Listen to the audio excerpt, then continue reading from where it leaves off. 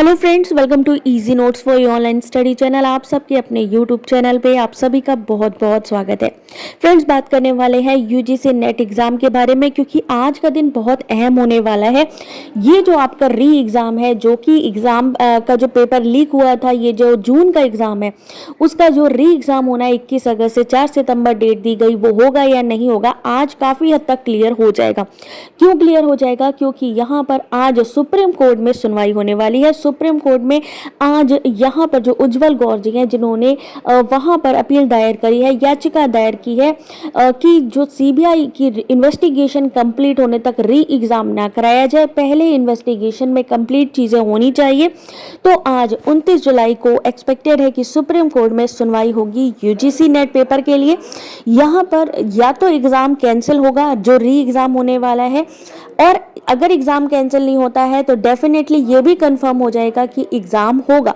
तो दो चीज़ें हैं, दो क्वेश्चंस हैं जो सीबीआई से और एनटीए से किए जाएंगे। पहली बात, एनटीए ने कहा पेपर लीक हुआ, सीबीआई ने इन्वेस्टिगेशन की और फिर कहा पेपर लीक नहीं हुआ।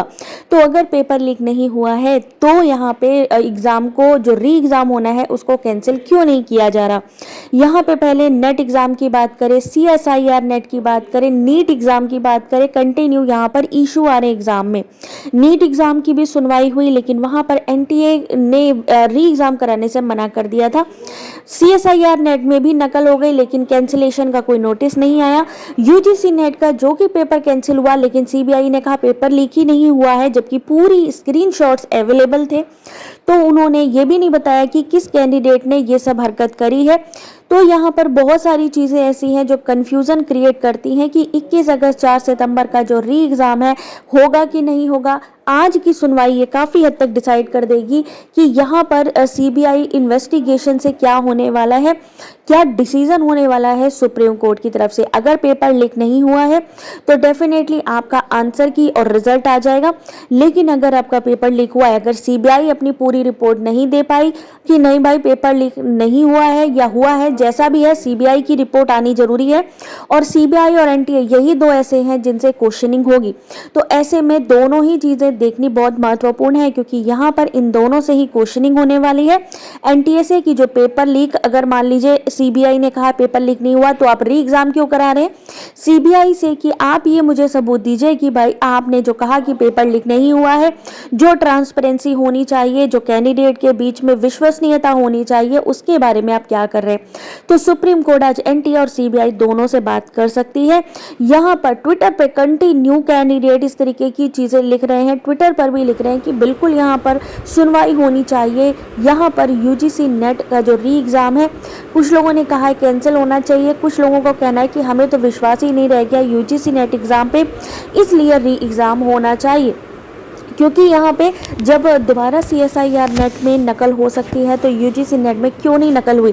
CSIR नेट का नकल में पकड़े गए लोगों के खिलाफ क्या एक्शन हुआ, पेपर क्यों नहीं कैंसिल किया गया। तो ये बहुत सारी चीज़ें हैं, लेकिन हाँ, आज का ये जो सुनवाई है उसमें काफ़ी हद तक ये चीज़ ज़रूर क्लियर हो जाएगी कि आपका एग्ज़ाम होगा या फिर री एग्ज़ाम कैंसिल होगा। तो ये एक डाउट जो है, जो ये क्लैरिटी होनी चाहिए, जो नोटिफिकेशन अभी तक नहीं दी गई, वो नोटिफिकेशन, या हम बात करें कि वो सुनवाई के बाद, सुप्रीम कोर्ट की सुनवाई के बाद ये सारी चीज़ें क्लियर हो जाएंगी। आज होने के बहुत बहुत चांसेस है सुनवाई इसकी।